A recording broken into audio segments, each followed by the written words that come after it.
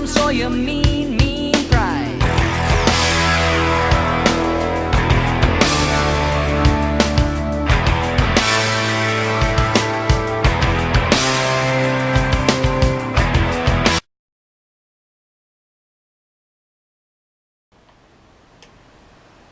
Alright guys, I'm back again, and today I'm here to show you one of the most famous NES launch titles ever, and this of course is Kung Fu, made by Irem in 1984 for the arcades and published by Nintendo in 1985 for the Nintendo Entertainment System's launch in North America. So along with Super Mario Bros., in my opinion, I think it's this game right here that really helped get the NES going in North America, because it really showed off the arcade-like graphics you could actually get in the home. This, of course, was a port of a very popular arcade game at the time, so it really showed off the NES's graphical capability.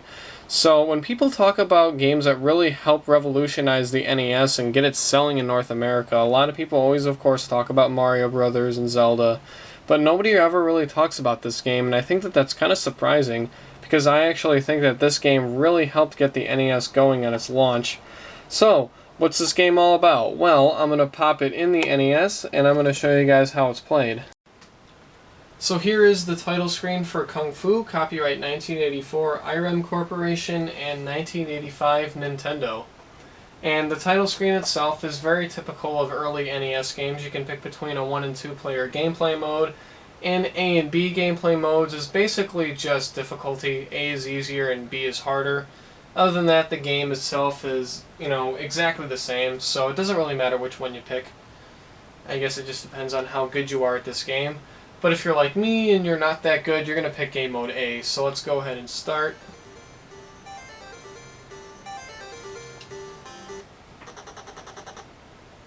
So here we are at level 1. So the story for this game is pretty simple and pretty straightforward for games of this era. You control a character named Thomas, and you have to go through each level to fight off endless hordes of enemies in order to eventually fight the evil Mr. X, who kidnapped your girlfriend. You fight Mr. X at the end of the game and get your girlfriend back. Sounds very simple, but back then the story didn't really matter. It was all about the gameplay and the experience that you get from playing the game. And that's where this game really shines. It's the gameplay itself and the experience that you get, which is just amazing, and they definitely don't make games like this anymore. Beat-em-ups, it seems, as far as, modern games today on the PS3 and Xbox 360, it seems that beat-em-ups has kind of become a lost genre. Which is pretty unfortunate because, these games are just a lot of fun to play. And I'm just going to barely make it through level 1. There we go, and it's going to tally up my score and take me to level 2.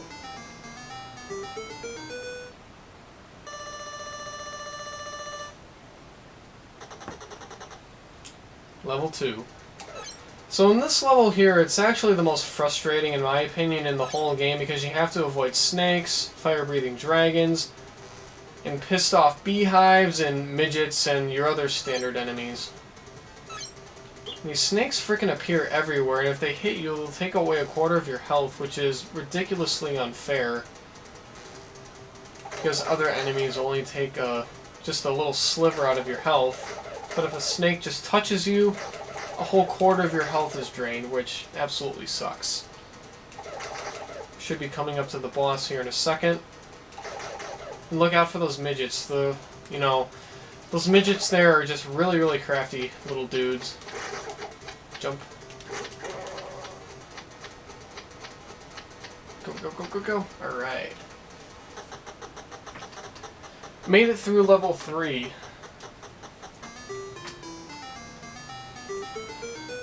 So as quickly as I got through that level, mark my word, it's probably the most frustrating out of the whole game because of all the enemies you have to go through. And I really hate those snakes. And ooh, a cutscene. Save Sylvia from Mr. X. Well, I'm trying.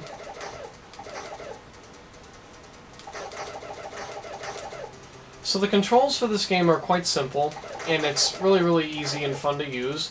Use the B button to kick and the A button to punch, and you can hit the down arrow on the D-pad to crouch, and you can hit up to jump. Which in most NES games I really hate doing that because it's really uncomfortable and really awkward to use. But this game it really does work well because you don't have to jump very often. And it's not an absolute requirement to jump, so it's not a nuisance. So in this game it doesn't bother me, but in most other NES games it does. And those knife throwers I think are the most annoying enemies because they take 2 hits to kill and, you know, they throw projectiles and they try to run away from you whenever you try to run up to kill them. So not only are they tougher to beat, but they're cowards because they run away from you.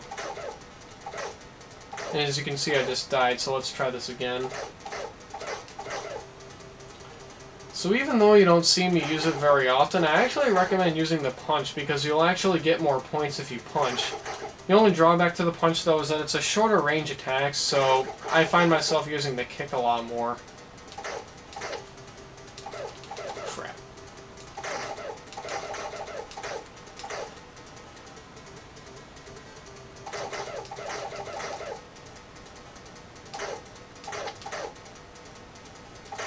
Haha, look at me. Whoa, crafty jumping midgets. Yeah, look out for those crafty jumping midgets. They're very crafty indeed. And I just got an extra life. Awesome.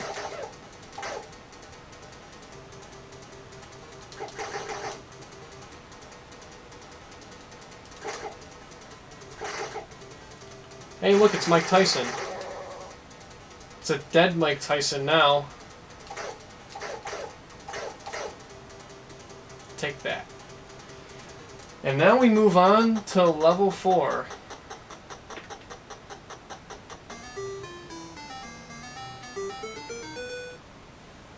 Level 4 is another really strange one, and it introduces another really strange enemy, and that's the Killer Mutant Moth.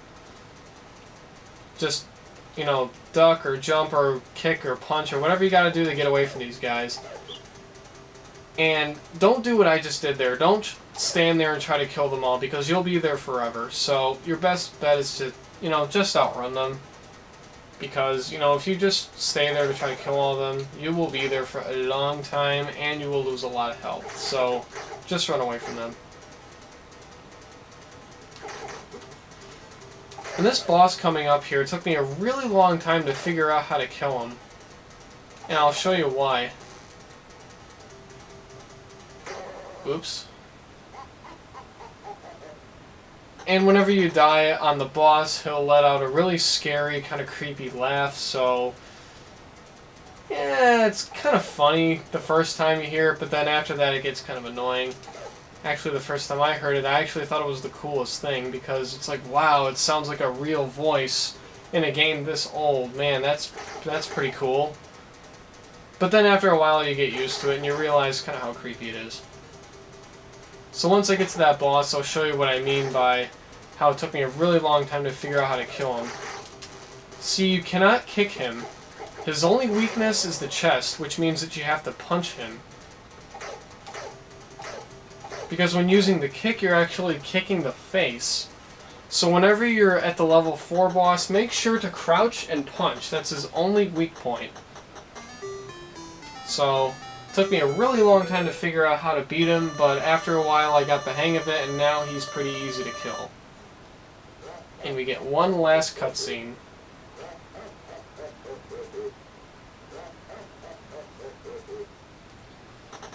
And here we are at the final stage in the game. Yeah, I know there's only 5 levels, but for an arcade game, it's excusable. You know, arcade games weren't meant to be long anyway, they were just designed to kill you. But this, of course, being the final stage, makes it the hardest level in the entire game. You'll encounter more enemies and more knife throwers, more midgets, and more anything than ever before. As you just saw there. And I've got 1 life left here to see if I can make it to the final boss. So I'm going to shut up now and I'm going to really try to focus here.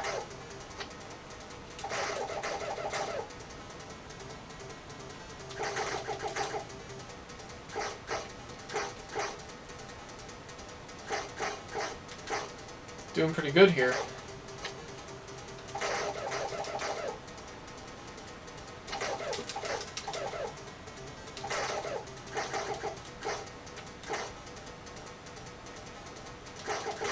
Crafty jumping midgets.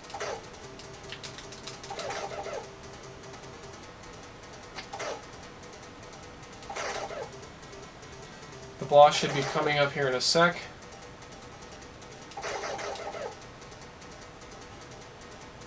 And here is your arch nemesis, Mr. X. So when you fight this guy, he's going to mimic your every move, so I actually recommend doing the jump kick because it'll inflict the most damage on him. Ugh, crap. So close. And as far as I understand it, there's no continue code for this game. As soon as you die, you go back to the beginning of the game, which kind of stinks. But, you know, there's only 5 levels, and it's pretty easy to mow down through all of them, so it's not that big of a deal, I don't think. So that's Kung Fu. It's a classic game, and it really helped get the NES out in North America, and it made it super duper popular. And it really showcased the graphical and sound capabilities of the NES as well because of that. And that's another reason why this really helped get the NES off the ground. So I hope you guys really enjoyed this video, and as always guys, have a great day.